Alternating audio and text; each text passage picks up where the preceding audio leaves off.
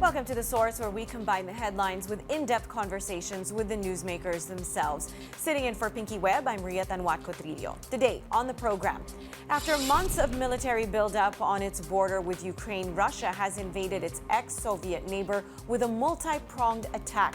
The Philippine government is all hands on deck to bring our kababayans in Ukraine to safer ground. Overseas Workers Welfare Administration Chief Cacdac joins us live.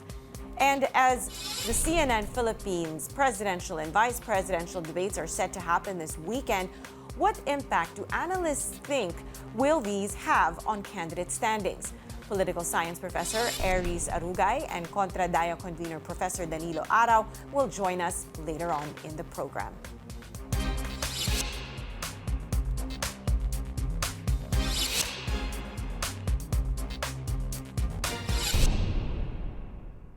Mientras la crisis en Rusia.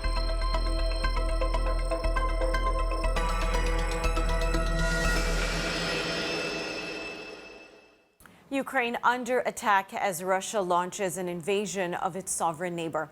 The unprecedented assault comes after weeks of heightened tensions and rhetoric amid the buildup of Russian troops along the border.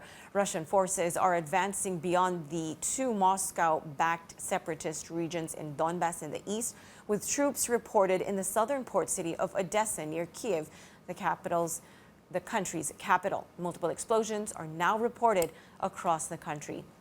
The invasion is sending shockwaves through the United States as a whirlwind of diplomatic efforts in recent weeks failed to diffuse tensions that had mounted over months. The military invasion has already left dozens dead, prompting Western leaders to condemn Moscow and vow unity with Kiev. CNN's Chris Nguyen has the latest from Washington. Ukraine under attack as Russia launches an invasion of its sovereign neighbor. The unprecedented attack following weeks of heightened tensions and rhetoric amid the buildup of Russian troops along the border. Putin began war against Ukraine, against the entire democratic world. He wants to destroy my country, our country, everything we've been building. Russian forces advancing beyond the two Moscow-backed separatist regions in Donbas in the east, with troops reported in the southern port city of Odessa and near Kyiv, the country's capital.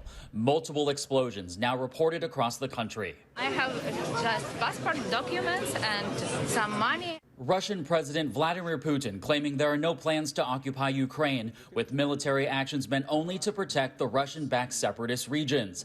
But world leaders say the attacks prove otherwise and are demanding for Russia to back down. The target is the stability in Europe and the whole of the international peace order. And we will hold President Putin accountable for that. As Ukrainians flee from the cities under siege, many moving west in hopes of finding refuge from the Russian assault, some are calling on the U.S. to take action. Right now, the situation is in the Americans' hands. If Joe Biden, the U.S. president, will be tough with Putin, there will be more sanctions, will be more pressure. In Washington, I'm Chris Nguyen. The Philippine government is all hands on deck to bring back home move our kababayans in Ukraine to safer ground as the Russian invasion begins. Our Tristan Nodalo tells us more. 4 Filipinos from Ukraine are expected to arrive today, bringing the total number of repatriated Filipinos to 10. In a media briefing, the Department of Foreign Affairs says that they are already in coordination with 181 Filipinos in Ukraine. Majority of them are in Ukraine's capital, Kiev. Foreign Affairs officials appeal to our kababayans in Ukraine not to panic, saying they will exert all efforts to bring them home if they want to. Apart from Poland, the embassies in Hungary, Russia, and other European posts are also on standby for any eventuality. So what are the scenarios the Philippine government is looking at for Filipinos in Ukraine apart from repatriation? First, the DFA can bring Filipinos to safer areas in Ukraine, particularly to Lviv, the western part of the country. There are also ongoing talks for other countries to allow Filipinos in without visas. DFA Chief Teddy Boy Locsin Jr. says Poland has agreed to do so. They are still waiting for Russia's response. Locsin adds that if the Warsaw Embassy needs more staff, posts from Denmark, Embassy, Norway, and Sweden can help. No people yet who've crossed to other countries.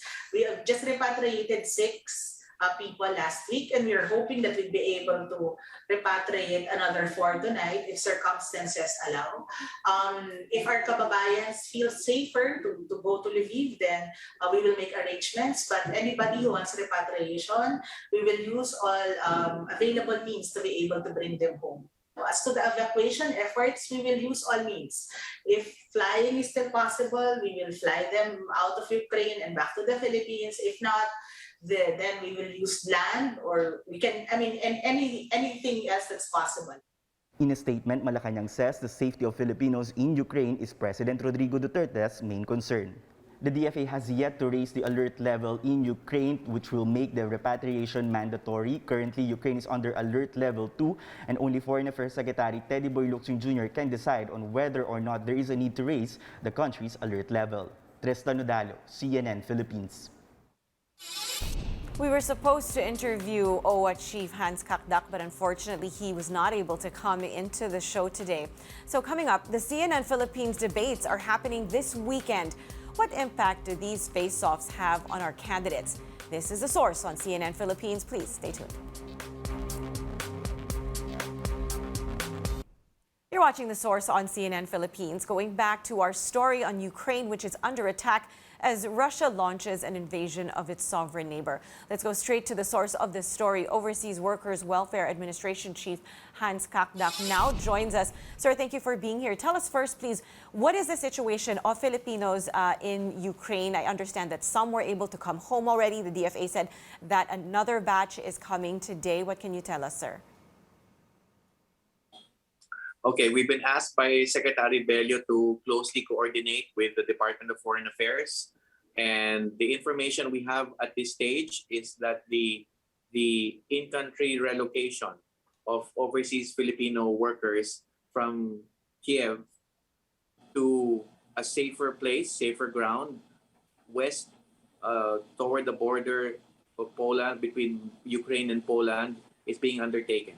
So currently, there are around a group of 38 Filipinos on their way to the western border towards Poland, so that, per the announcement of Secretary Locsin, there will be safe passage from Ukraine, from the Ukrainian border to Poland, so that the Filipinos can take a safe flight home from Poland to the Philippines. All right. So what are reports from the ground? What is it like for Filipinos, and what exactly is the type of assistance that the Philippine government can give our citizens there? Yes, essentially at this stage the assistance is bringing them to safer ground. The Filipinos are being assisted in terms of providing them with information on pickup points and exit points, so that they can safely travel, as I mentioned, west of the border towards Poland. All right, sir. That's about all we have time for, but we thank you for being able to catch up and join us. That was, of course, OWWA Chief Cacdac. And thank you for joining us here on The Source. I'm Ria Tanwat Cotrillo. You're watching CNN Philippines.